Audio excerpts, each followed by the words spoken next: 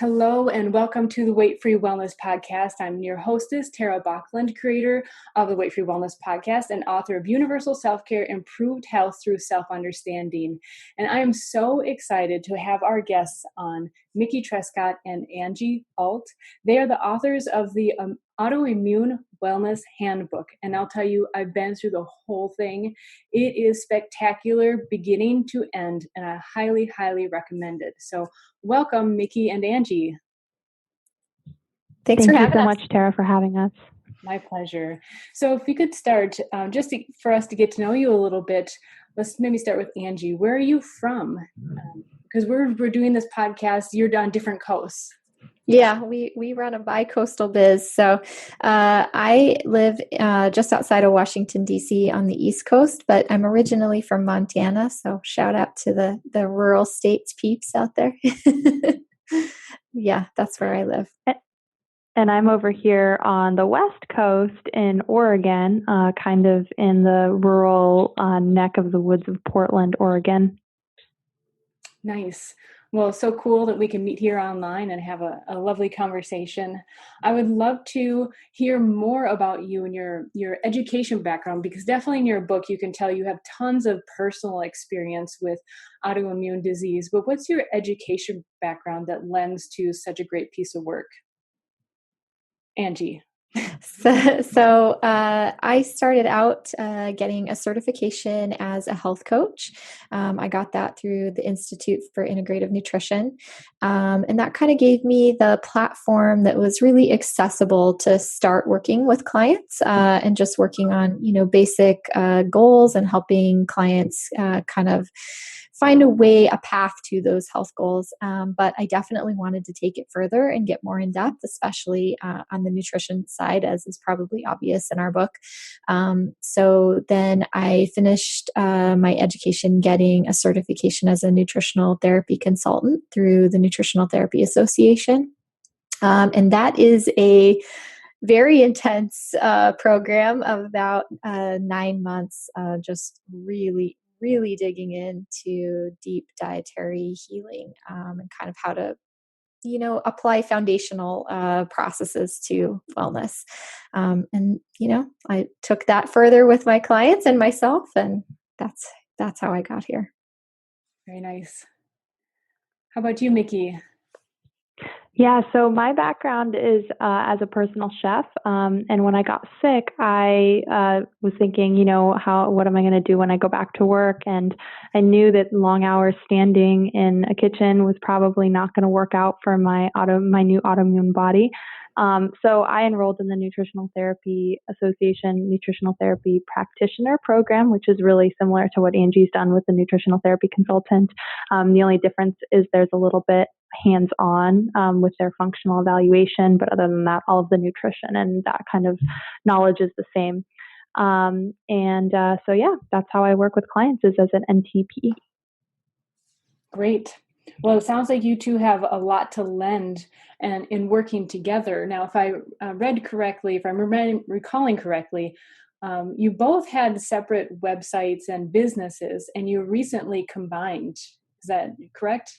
Mm-hmm. Yeah. So we both had kind of started our autoimmune journeys around the same time and started writing online about using kind of dietary and lifestyle modifications, specifically the autoimmune protocol, to help us manage and heal from autoimmune disease. And at the time, this seems like crazy now, but at the time, there were only about 5 of us that we could find anyway in the whole United States that were doing this. And so Mickey and I kind of got to know each other online and became friends and supporters of each other. And as our websites and social media grew and our, consulting businesses, working with clients kind of grew, we realized we really had very compatible goals and we really wanted to see this movement get bigger, but it was hard to do that on our own. So we combined forces a few years ago. That's really cool. It's clear that you both lend a great deal and are a really great dynamic duo coming together in this effort. We try to be. So I'm wondering if you could briefly explain for our audience who may not be so familiar with the term autoimmune. What does that mean? Yeah, so, autoimmune refers to a process where our immune system, so this is the part of our body, everyone has one, that affects or interacts with different pathogens and viruses and bacteria and all of these things that come into our environment, whether that is something we breathe in, something we eat, something that gets into our bloodstream. They kind of figure out, okay, is this something bad? Do I need to, mount an attack? Do I need to protect the body? And then if it is something that is bad, then it'll go through a process of removing that and, producing an antibody. When you have an autoimmune disease, that same process happens, except the target isn't a foreign invader. It's actually your own body. So in the case of a disease like Hashimoto's thyroiditis, which is something that I have, my immune system attacks my thyroid. With celiac disease, which Angie and I share, our immune system attacks our small intestine. With someone with multiple sclerosis, it attacks the myelin, which is the sheath that lines the nerves in their brain. So autoimmune diseases, there's over 100 of them, 140 if you count the suspected autoimmune diseases. And they're all linked by that foundation of the immune system kind of not really doing its job or going awry. You also give a really nice comprehensive list in your book of a number of those, which is very helpful, which I'm sure will be changing shortly. I'm curious if you could illustrate for us, tell us which autoimmune diseases you both experience, but also the symptoms that go along with that. Mm-hmm. So I have 3 autoimmune diseases, and when a person has 3 or more diagnosed autoimmune diseases, they kind of get put into a new category called multiple autoimmune syndrome, or MAS. Usually MAS includes one skin disorder, which also happens to be my first diagnosis. I have lichen sclerosis, which is an autoimmune skin disorder that affects the genitals of usually women, but sometimes men too. And it tends to be postmenopausal women. Kind of hormonal fluctuations probably are a trigger in some cases, but it is not always. Sometimes even very young people have the disease. It's mostly characterized by tearing and changes to the skin. And, it's uncomfortable, of course, itching and things like that. The next diagnosis that I received was endometriosis. Endometriosis is one of those diseases on the list that Mickey just mentioned that is there as a suspected autoimmune disease, but it's not yet fully confirmed. So we need more research in that area. The main symptoms of that are very painful menstrual cycles, not just like, oh, I have cramps today and I need some Advil, like emergency level pain situation. And that can cause damage to the surrounding organs, especially in the pelvic cavity. And then my last diagnosis, but probably my primary autoimmune disease. So a primary autoimmune disease is a disease that's probably kind of the player in the background from the beginning and kind of leads to a cascade of causing the other diseases, is celiac disease. So celiac disease, like Mickey described, is when, the immune system starts attacking the cells in the small intestine, and it reduces your ability to absorb nutrients. So there can be intestinal pain. Sometimes folks have really classic symptoms like weight loss and diarrhea, but the opposite can happen. They can have constipation and actually even weight gain, especially through inflammation. But there can be a lot of kind of crazy symptoms of celiac disease as a result of the nutrient deficiency that starts to happen, that are maybe a little harder to pin down. These can be things like, emotional and mood changes, having like nerve problems, tingling in the extremities and things like that. So those are mine. I'm sure Mickey can fill us in on hers. Yeah, so I've got celiac disease too, so I think Angie covered that really well. And I would also say that, Angie and I both had the experience of not really having the traditional gut symptoms of celiac disease. So for anyone listening that's like, well, that couldn't really be something I'm dealing with because I don't really have the, digestive issues. For both of us, that celiac manifested in kind of more neurological and mental and emotional symptoms.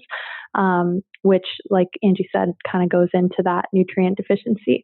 But my other autoimmune disease is Hashimoto's thyroiditis, which affects the thyroid gland. It is actually the most common autoimmune disease. I think the last estimate I read was about 25 million Americans have it, which is about half of all people with autoimmune diseases. So it's a pretty big number. And the diagnosis rate is very low, meaning there's a lot of people walking around out there that have Hashimoto's that don't know about it.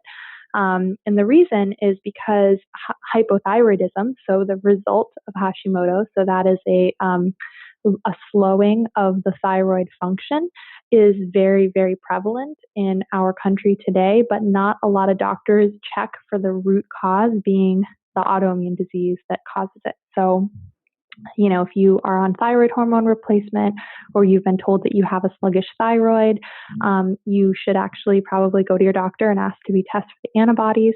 You might find out that you actually are having that problem due to Hashimoto's.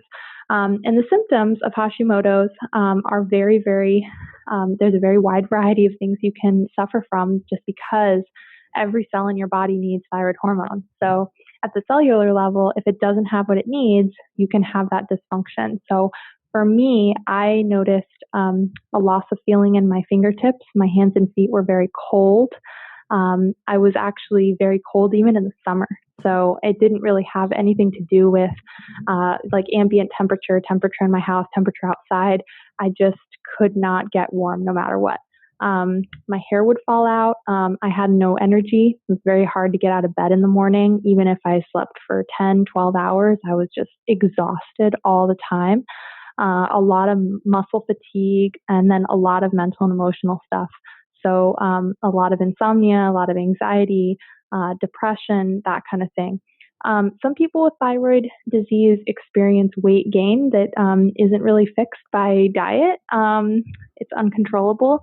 I did not experience that symptom, which is important to note because a lot of doctors, if you are not experiencing weight gain, they might not think that you're suffering from a thyroid problem, which in my case, it delayed me getting a proper diagnosis for a long time. And I think I suspect that because I had celiac disease too. So with hypothyroidism, there's definitely a lot of symptoms people can look out for. And I think that's what's great about your book is that you broaden the topic just enough, so people can get an idea of what autoimmune diseases are, and even relating that there isn't a medical practitioner that specializes in autoimmune disease. So it's tough to get that concrete, this is what's going on. And what I hope to help people with this podcast too is just to get the book, because it will really help you to identify if those things are happening within you, but then also start helping your body. It's very helpful. Further, what is the cause of these autoimmune diseases? So there can be a lot of factors that come into play to kind of cause an autoimmune disease. Genetics is one of them. If you have others in your family with autoimmune diseases, you're more at risk too. This doesn't necessarily mean that you'll have exactly the same diagnosis as your family members. For instance, you might have a family member that has Hashimoto's, a thyroid disease, but you might end up having Crohn's, an autoimmune disease of the digestive system. It's kind of like more that there's just groupings of autoimmune disease, but not necessarily of diagnosis. Another factor is your environment, being exposed to different things in our environment, whether they're toxins or viruses or, these kinds of loads on the body can kind of trip the trigger. And then also, obviously, our diets and lifestyles, which is a factor that we have a really big control over. Yeah, that's a great comprehensive list, and you go over it really well in the book as well. Can you also, is not in the title, but your website is Autoimmune Paleo, and you incorporate a lot of paleo into your protocols. So for people who don't know what that is, what is paleo? What is paleo? Yeah, paleo is just simply a way of eating like our ancestors, and there is many variations of paleo as there are types of people who try it. So, what paleo is to one person is very different than other people, but the consensus kind of is that it's a diet that's mostly based on the types of foods that our ancestors ate. Of course, the foods we have today don't even really replicate what our ancestors had, but in general, they weren't eating these modern convenience foods that we have today. So things like processed foods, food chemicals, food additives, thickeners, stabilizers, and even down to what the animals that they ate. Their animals were raised on natural foods, and our animals today are raised on foods that are not natural for them. So, for instance, cows, today we fatten them on grain, but grain isn't really a natural part of the diet for a cow. Cows are healthiest eating grass. So, in paleo, we eat grass-fed meats and things like that. And the autoimmune protocol kind of came as an offshoot from the paleo community. So Angie and I both, when we were writing our blogs, were writing a lot about paleo. But when we think about it in the wider sense of this entire movement, that's kind of where, we lose that connection to paleo, because I think that there is an argument to eating certain foods that don't really I think it just doesn't really matter that it's paleo or not. It matters if it's focused on an autoimmune, an autoimmune style diet, or basically something that's going to nourish and help someone's body who is suffering from autoimmune disease. So that's the kind of angle that we take with our book. So what I see is it looks like it falls under the paleo umbrella, but it's narrowed a little bit more to eliminate some of the trigger foods that might trigger some responses by the immune system. And then further, you add nourishing foods that are super rich in certain nutrients. Right, yep, exactly. And we'll get to this, but some really great recipes in the book. I haven't tried them yet, but I kind of have this. I love cooking as well, so I kind of cook in my mind as I'm looking at a recipe. and there's so many ingredients and stuff that I already love, so I'm super excited. I was actually making my grocery list before we got on this call here. Exciting. Really, I'm excited to try them. So kind of along those lines as well, you do talk about an elimination diet. And an elimination diet, for those who don't know, is that you eliminate certain foods that in particularly for the autoimmune protocol, that are more likely to trigger an autoimmune response. Now, there are other elimination diets for other conditions, but I find it interesting that you do talk about medical approaches. You touch on them, and even some medical approaches that each of you have taken. And I really like that you also talk about, don't feel ashamed if you have to take the medical route at some times. But I also like that you really promote the natural way of doing it, in the sense that, like, you can take tests, you can do blood work to see if you're, quote, allergic to a food. But my personal experience, the elimination diet was not only so revealing, but really empowering. And do you see that as the elimination diet as a way for people to, would you suggest that over a test or in conjunction with a test, or what do you see the role of the elimination diet as being? I mean, there's a time and a place for testing, for sure, but food sensitivity testing particularly, maybe it hasn't come quite as far, and gives us the accuracy that we would hope we would get out of it at this point. Maybe some point in the future, they're going to be able to be much more accurate with food sensitivity testing, and it really will be an easier and more concrete route for folks to take in determining what foods are best for them as an individual. But at this time, kind of the gold standard really works the best. It is more methodical and the more onus on you to really take responsibility for it. But really the best route is an elimination and reintroduction diet. So this is kind of taking the same sort of path that you would take when you have a baby and you're introducing your baby to new foods. We generally, as parents, don't just give our baby, a plate full of all kinds of different things all at once in case they do have some sensitivities. You generally introduce foods one at a time, determining how your child reacts to them.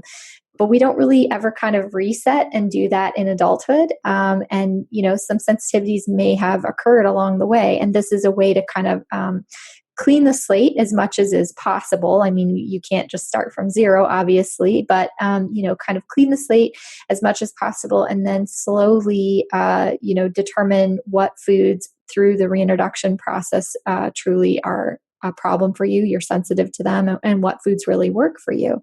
And as you're kind of eliminating, you also get a chance to see, how much better you feel, what kind of symptoms you can get rid of by getting rid of, certain foods that may be triggering reactions. I personally found my experience of doing elimination dieting, and I've done it a number of times just to kind of test where I'm at too. Mm-hmm. It's very empowering. Mm-hmm. There's, for example, we have a favorite bed and breakfast that we've gone to many times over the years, and the hostess would be, so are you eating eggs now? In almost kind of a critical way. But when you do that kind of testing yourself and you feel in your body how your body reacts, you can respond more confidently, like, no, I'm not eating eggs right now, and I feel great. Mm-hmm. Instead of, well, my testing didn't, came back negative or whatever. It creates such a connection with the body that I think is very powerful experience on the healing journey. Right. It's a great way to have really clear communication with your body. And when you have that information, yeah, exactly. You're very, very, very informed to make the best choices for yourself. It is very empowering. Totally. So moving on to food, which is one of my favorite subjects and probably many people's. I was so excited to see the recipes because doing an elimination diet can be challenging, but you've provided such terrific tools in the book, from recipes to meal plans to a 12-week lifestyle guide, which makes it, I think, so simple. I mean, you still have to do the work, but it makes it so simple to start implementing this lifestyle. I have to say the recipes look so yummy. But you teach as one of the recipes, for example, bone broth, which has been getting a lot of publicity lately. But it just tastes better too. And it's so simple to make. You don't have to buy expensive bone broth at the store. You can so easily make it. I'm super excited to try the gelatin gummies. I'm really excited to start making those. And the butternut breakfast bake. I think that's so cool that you also have a little note in there that breakfast doesn't have to be what we typically think as breakfast. And I certainly am one of those who loves leftover dinner for breakfast. So I didn't have a question along with that one other than just raving about it. And it's super good. I did have a quick question actually about the Thai seafood recipe. It says use the broth, that you make yourself. So does that, since it's a seafood soup, essentially, can you use chicken broth or should you be using the fish broth? I generally use chicken broth, to be honest, just because that's what I usually have on hand, usually chicken or beef broth, and either is fine. But you can definitely make seafood broths if you save like shrimp shells and, fish bones and things like that. You can make a seafood-based broth, and I'm sure it would be awesome. It would add a lot of complexity to the flavor, I'm sure. But the flavor isn't going to be weird if you use chicken or beef because seafood is so strong flavored, it's not going to matter. Yeah. Good to know. And then, Mickey, you also have a standalone cookbook, correct? Actually, both of us do. Oh, you both do. I'm sorry. No, that's okay. No, it's okay. So are they both primarily paleo, or do they both fit the protocols of the elimination period? And Yeah. So both of our books are written for the autoimmune protocol. My book is called the Autoimmune Paleo Cookbook, and it's a hardcover book with kind of a wood cover with kale on the cover. It has 120 recipes that are all elimination diet friendly. Angie's book is called the Alternative Autoimmune Cookbook, and it has recipes that are both for the elimination diet and for the reintroduction phase. So, she also talks about kind of some of the more emotional points of healing, coaching about that mindset, that kind of stuff. So they are similar in a way, but I think they both have a little bit of a different flavor. And obviously we have different backgrounds with cooking, so the recipes definitely don't overlap. If you guys get both of those books looking for recipes, you're not going to get like, the same recipe for cauliflower rice or something. They're really different. That's wonderful and so helpful. I remember when I started doing elimination dieting 15 years ago, you had to basically eat vegetables and maybe rice, maybe, depending on which protocol you're doing. And that this book 15 years ago would have helped a lot. Yeah, there were not a lot of resources. When I did my first elimination diet, I mean, like I said, I was a personal chef before I got sick. And so the cooking part wasn't hard for me, but I remember one of my first thoughts was, oh my gosh, I have to start a blog and put these recipes up, because what if someone else wants to do this and they don't know how to put these meals together? Because now it's like food isn't something I obsess about or think about all the time. But in the beginning, it was really, really hard to think, wait, so what do I eat if I'm not eating pasta? Like that's where I was at. I had no idea how to structure a meal that didn't have those grains in it. So that's why I started doing what I do. That's awesome. Or even tomatoes. Once you realize how much stuff we put tomatoes in, it's crazy. Oh gosh. Yeah. Yeah. Grains and cheese and nightshades. I mean, just when you just think of what people eat in general, it's like you think, oh my gosh, what am I going to eat? And I mean, if you look at our books, and I mean, there's tons of AIP books and resources. I mean, there's probably thousands of recipes at this point. There are tons of things you can eat. Don't think that there isn't going to be anything to eat on an elimination diet. We have definitely proved that wrong over and over and over. Totally. Yeah. Well, it's a beautiful book, and I do have a few more questions here. I feel like I could talk with you all afternoon. Have some stories to share too. I'm trying to stay on track as best as I can. So you, in the book, you imply a lot, and if not outright, you say essentially to work with your body, especially if you are suffering symptoms or undiagnosed autoimmune disease, that your body is typically already stressed. And you even mentioned this particularly in the exercise section, that there are points along the treatment path. The question is, there has to be a fine balance, though. If you're striving for health and healing, there are times when you say to push yourself. How would you know when when you're suffering these, you're tired, you're aching, you have a whole litany of symptoms? How do you know personally when to push, or when would you suggest when to push and when to lay back? I think this is something that you kind of discover as you go through this healing process for yourself, right? Even I think in the end, we kind of, in the conclusion, kind of write about it and use some sailing analogies, but you kind of learn how and when to unfurl your sails and when you need to batten down the hatches. You kind of figure out when is it right for me and okay for me to push a little bit further and kind of challenge my autoimmune body a little bit. And when is that going to result in a crash that's not fun to try to recover from? An example might be recently, Mickey and I went on a tour for the book, kind of promoting it across the country. And while we were on tour, we were already under stress. We were flying every day to a new city, figuring our way around that city. New York City in particular both stressed us out.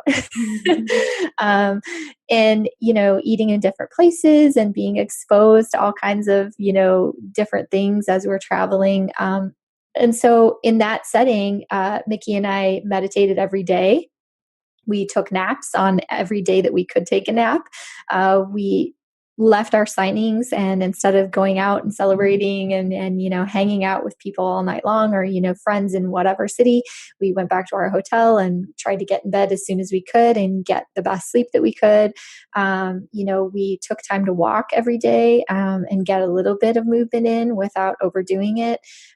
We were both supporting ourselves as best we could with food while we were kind of traveling and on the run, including getting broth when and where we could. because in that setting, you're already pushing it. So trying to do everything you can to support it is probably the best way forward. And you'll figure that out as you go through the process. When is my body going to need extra support, and when can I kind of let loose a little bit? Now we're into the holiday season. I'm at home. I'm in my familiar environment. I know that I can probably have an extra glass of wine at a holiday party because there aren't any other additional stresses. If that kind of makes sense. Mm-hmm. Would you add anything to that, Mickey? Did I miss anything there?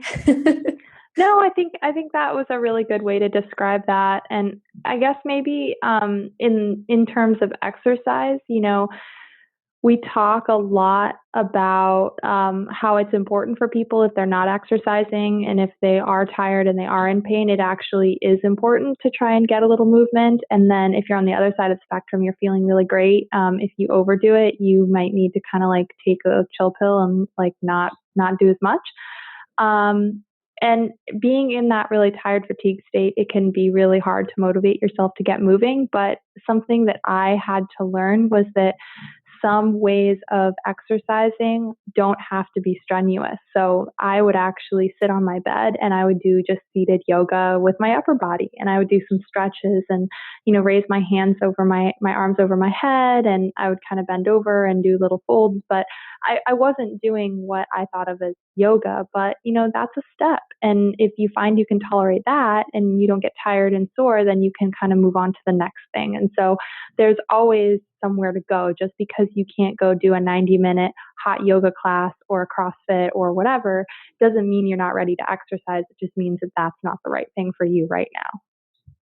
I think that's a great point too, and that even yoga is classified as a really healthy exercise in many cases, but there are so many different varieties these days. There's the hot yoga, all kinds of intense workout yoga, but that can be really hard on the body. I know for myself, I was doing that for a while and it just pooped me out. Yeah, even now, honestly, yoga classes are too fast for me. I like to do yoga at home with videos online. I use a program called Yoga Today. It's a subscription. It's kind of like Netflix for yoga. And they have classes that are short. There's some that are even 20 minutes long. And I just find that sometimes, I can't handle the hour-long input, or I want to be able to pause and take a break and rest. And that's okay. That works for me. And, a lot of people might find that that's kind of how they can get through that block to working out. Yeah, that's great. I recently interviewed Bernie Clark. He's one of the early proponents of yin yoga. And I found yin yoga itself has really, really helped. It's like taking a break. You sit in a pose for a while. It's basically, I'm under selling it, but yes, definitely I'm on board with what you're saying. It sounds like yin yoga is probably a little bit better of a match for autoimmune folks. I definitely. And like he says too, you get to take like little meditations in each pose. Rather than trying to do a 20-minute meditation, you can do 5 2-minute meditations. And it's very true. It's very relaxing. So in the beginning, I couldn't help notice, but you talk a lot about community throughout the book. You have even a section in which you talk about collaboration and connection, but you do make a very, I think, beautiful dedication to your husband that I'm going to read briefly. It says, "This book is dedicated to our husbands who have truly, deeply honored the vow in sickness and in health." And I also have a very supportive hubby, and so we can do a little shout out to our hubbies. So I'm going to spend this last few minutes also giving a little shout out to your book, some highlights of what I think are so awesome. And again, if I had had this 15 years ago, it really is truly a handbook. It is terrific. So the chapters are inform, collaborate, nourish, reset, breathe, move, connect, recipes, meal plan, lifestyle guide, and exercise, and putting it all together. What I think is really nice too is it's not just a bunch of written words, which you do put together in a very easy to digest way. You also have clear charts, like when you're doing the elimination protocol, which foods to include and which foods to avoid. There are many self-assessments, so you can, instead of saying, you might be feeling this way if your sleep quality isn't that good, you actually do a little questionnaire of how a person can assess. I love your sidebars of experience where each of you share your experience along the journey. And even as I've done this podcast, I wonder sometimes, am I sharing too much? Like, am I talking too much and not asking the guests enough questions? But I know along my journey too, it really has helped to identify with people like, oh yeah, they've been through it, or that's what I'm experiencing is very helpful. And then of course the recipes, meal plans, and the guide, the 12-week guide. I have to say, metaphorically, my hat, well, you can't see the video now, even listeners can't see the video. I'm wearing a hat today. My hat's off to you on a really super piece of work, and I definitely will be not only sharing it highly on the podcast, but those whom I meet, because you really clearly address the mysterious symptoms that I think many people are experiencing and that can be addressed in a very healthy and natural way. So in closing, thank you, Tara. You're very welcome. Yeah, thank you. Do you have any closing messages that you would like to tell the audience? So I usually would just like to remind people, this is a lot of information. If you pick up our book, we've done our best to kind of make it a handbook and something that you don't feel super overwhelmed by. But there are a lot of recommendations in there, and a lot of these things take time. And so just kind of realizing that the healing journey is this lifelong process. It's not something that you're going to accomplish in a week or 2 weeks or even a few months. It's something that I recommend just kind of chipping away a little bit at a time while being gentle on yourself, on your body. Our autoimmune bodies need a little bit of extra love and self-compassion, and just kind of take it as it goes and, learn to enjoy that process of, discovering what makes your body feel great. Well said. Angie? Yeah, I mean, I would kind of just, reiterate what Mickey said, and maybe just add, that empowerment piece that you kind of touched on a little bit earlier, Tara. Like, it is a big process. It would be silly to call it otherwise. It is a big undertaking to, take on your autoimmune healing and really work towards wellness, but the process itself is very empowering. The information that you will learn about your body and how best to care for it along the way is extremely empowering, and on a lot of different levels, not just kind of on this like physical knowledge level, but in other ways too. You'll come out the other side knowing things about yourself that you didn't know before, and probably with a lot more confidence. Totally. Well, I'm going to conclude with one more thing that you both said from your book, which is awesome. I love this mentality. Wellness is not in your doctor's office or in a new pill. It is in your hands, and it starts with being informed.